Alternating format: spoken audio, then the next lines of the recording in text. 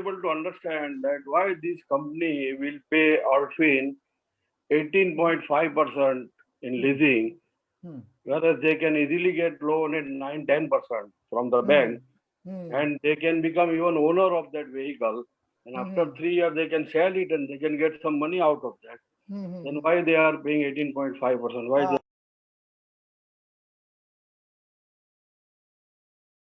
Now, to answer your first query, the companies, that's what I'm saying. Those companies have the fund with them, funding and everything. They don't want assets on their book. They understand they don't want to be asset, a heavy company. They are a service providers. This is the company which I'm talking about. They are a logistics service provider. They need this asset to use and make this service seamless.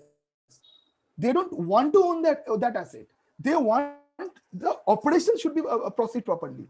That's why they don't want to be asset heavy. They want to stay asset light, just the way Uber and Ola is doing. Why Meru Cab has shut it? They shut. I mean, have to shut their shop in India. The reason is Meru Cab was an asset heavy company, and asset is a depreciating asset. It's not a appreciating asset. You bought a car and it has a value, or at a very decreasing rate, and every year, and then and then the very next year, if something goes wrong, it will be difficult for you to liquidate those assets. Here, that's why those companies understand the psychology of the company. They are a logistics service provider. They need an instrument to deliver the product. It can be bicycle, it can be scooter, it can be truck, it can be e-scooter. They choose e-scooter, and we are the assets provider only. That's why they don't want to take a loan or liquidate their capex to buy a asset. Number one. Number two, the amount which you are getting in, it's not that they are paying as a loan on EMI, or I would say a interest kind of a thing. The operational revenue they are generating, they are just sharing a certain portion with the investor. The operational, you are giving the right to use the right to use of that bike to the company.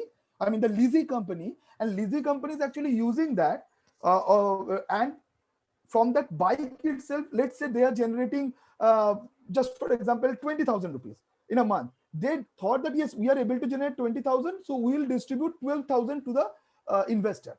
So it sounds like a EMI receive kind of a thing, like a P2P lending, but actually internally, from the business perspective, it is a revenue sharing from the operational revenue.